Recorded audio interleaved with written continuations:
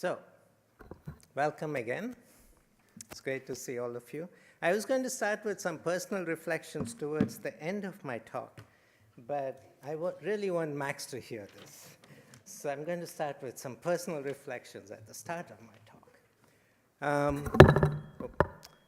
But 4 years ago, almost to the date, 4 years ago, I got a call from Catherine Bohr, Dean Bohr, and Max Pfeffer. And I was sitting in the transit lounge in Rome Airport. And now I forget where I was going, but I was in the transit lounge in Rome Airport when they called me to say that they were offering me this position to come to Cornell and to lead up this program. And I must say that I haven't looked back since that day. It's been an absolutely amazing experience. But it's also important to know that my wife, Kumari, who's sitting back there, hasn't looked back since that day either. And she's having a ball in Ithaca. She thinks this is the greatest place to be. So Max, thank you.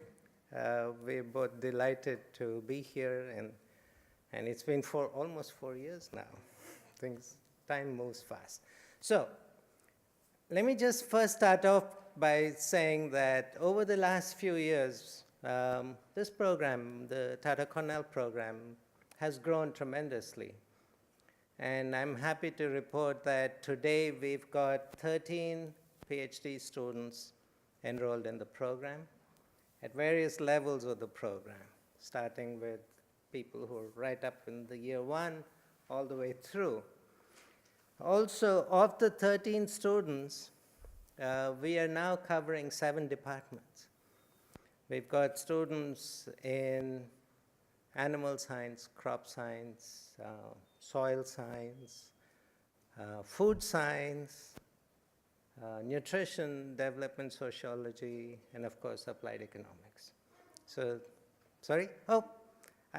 plant pathology, that's part, I was going to say, integrated plant sciences, which includes plant pathology. So that's a really good breadth of disciplines we have to address some of the major problems on the ground that we see in developing countries in food and agriculture, particularly in India. Today we've got 4 postdocs in the program, and the postdocs have been doing an enormous amount of work in doing very intensive work without having to worry about exams and all the other issues, and just focus on work both here and also in the field. And you'll be hearing from 2 of our postdocs. Well, you'll hear from one of them who's based in India right now, and he'll be zooming in on video to talk about his work. A steady stream of visiting scientists have been coming through and spending time with us. Madhushri Shekhar from the Tata Institute of Social Sciences is here. And the Tata Institute of Social Sciences has been a really strong collaborator for us. It's been our home in India. And without the support from the Tata Institute of Social Sciences, we would not be able to function the way we are functioning today in India. So thank you so much for the support we get. This program has been growing, and so our overall support here in Ithaca has also grown over the last year. Of course, you know, Mary Catherine has been there from the very beginning, and she continues to be our strong anchor for this program. Jessica Ames has been the program manager for TCI for the past 2 years now. We've then recruited over the last year Megan Witwer, who's running the new the Tarina program, the Gates-funded program, and Sandy Stickler, who's the administrative assistant on that program also. So we've got a good staff, really extremely energetic and really hardworking staff that keeps this program running. And they've been our main interface with the students and the other visitors who come into the program. Now, all of you know that the Tata-Cornell program has one thing that we do which is different from most other PhD programs.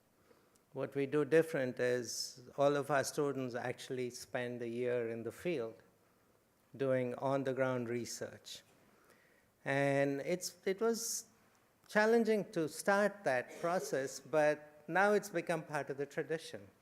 And it's something that most students expect, that they know that by the third year they're going to head off to India and be out there in the field and do an intense research project and come back. So the early pioneers of this kind of a program, Soumya Gupta and then Tanvi Rao, came back after their years in the field, and they were able to show that field work, being based in the field, is not inconsistent with a rigorous, analytically rigorous, high-quality PhD that Cornell students get.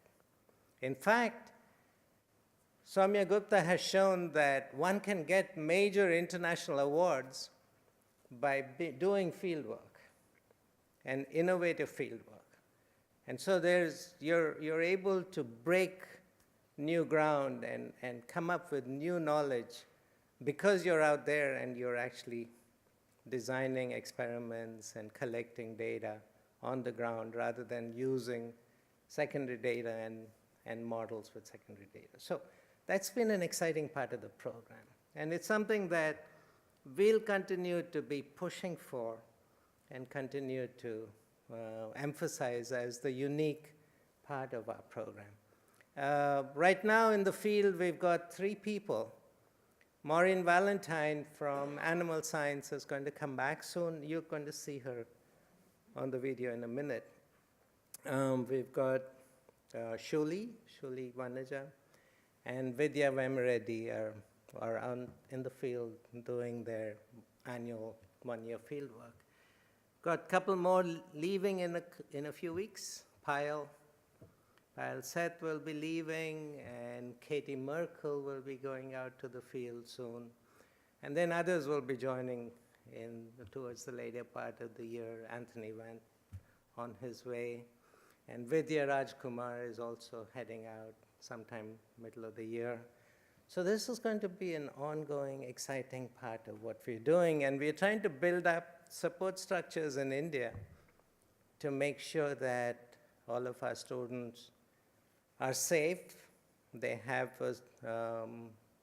day-to-day support, and also they can have research support in the field. So over time, we're starting to build assistance, build infrastructure in different sites, and that way we can have students placed in areas where they can focus on what they need to do best and not worry about the other infrastructure around that.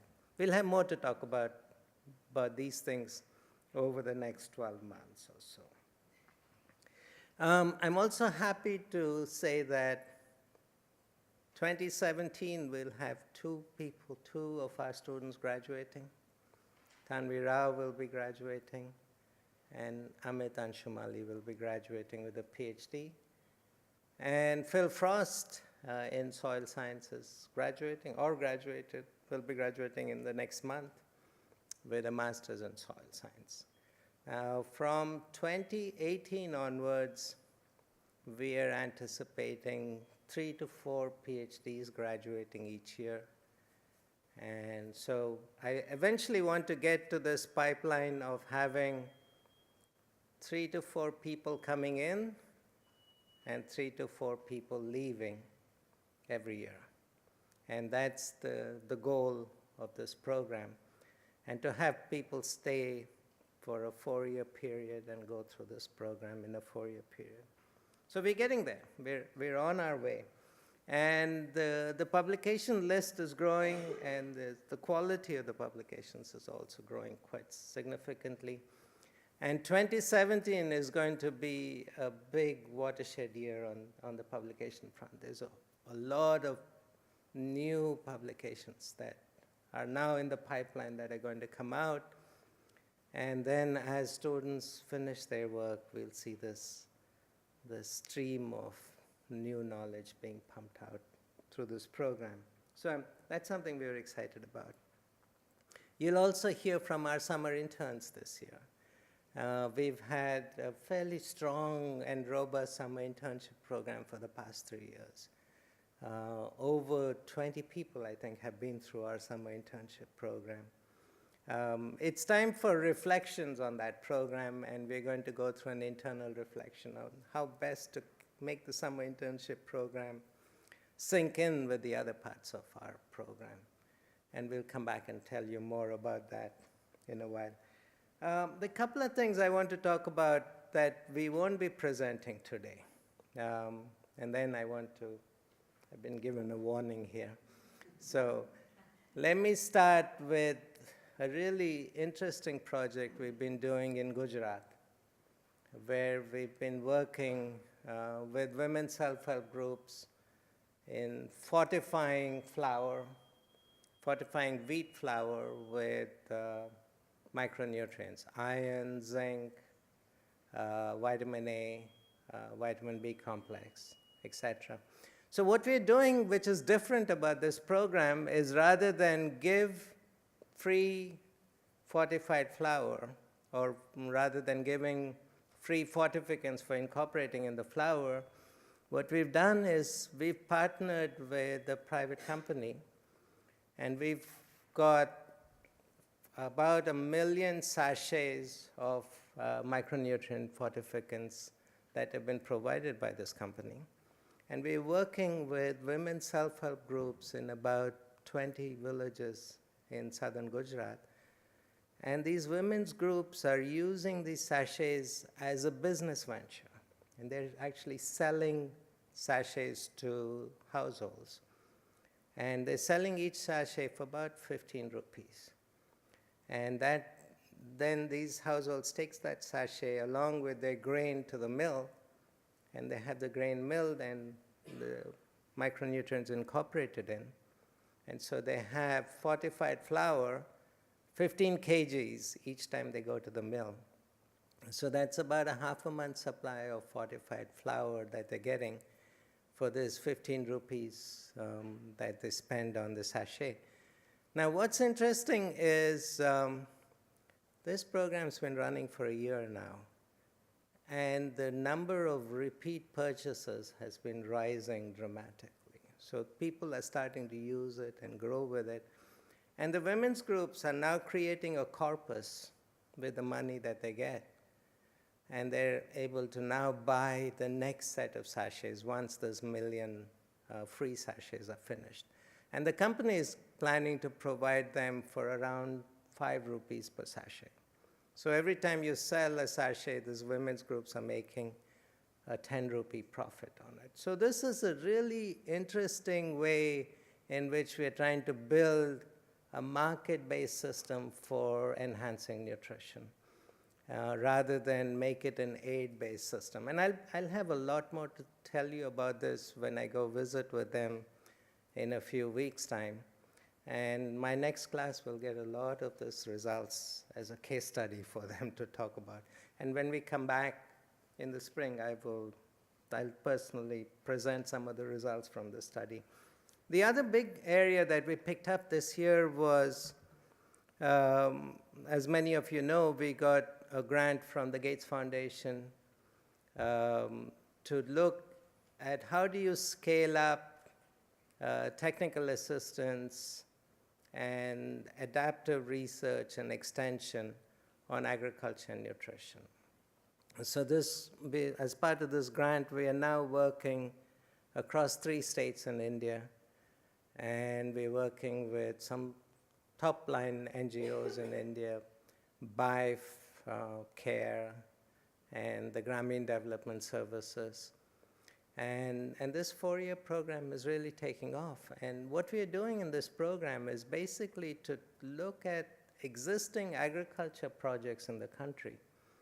And these are projects that are very focused on staple grains. And to make these projects more nutrition sensitive, to get them to incorporate vegetables or pulses or livestock, etc., but also to bring about nutrition awareness, behavior change, communication, etc. And several of our students are now starting to work in these as part of this Gates Foundation project. We're also doing a large part of the monitoring and evaluation work for the project. Mark Constas has been leading that effort. And Megan Whitford has been the project manager from here and maintaining day-to-day contact and flow of the project. Megan is usually on the phone at 6 in the morning to Delhi to make sure that things are running. So all really exciting work that we're doing, and more importantly, it's a way that, as Max said, it's an enormously important way in which we can build human capacity, and we can build a passion for international development and a passion for being in the field and doing high-quality, rigorous field work that results in really important publications and important knowledge generation. So with that, welcome, and I hope you enjoy the presentations. And then after that, we have a reception at the back.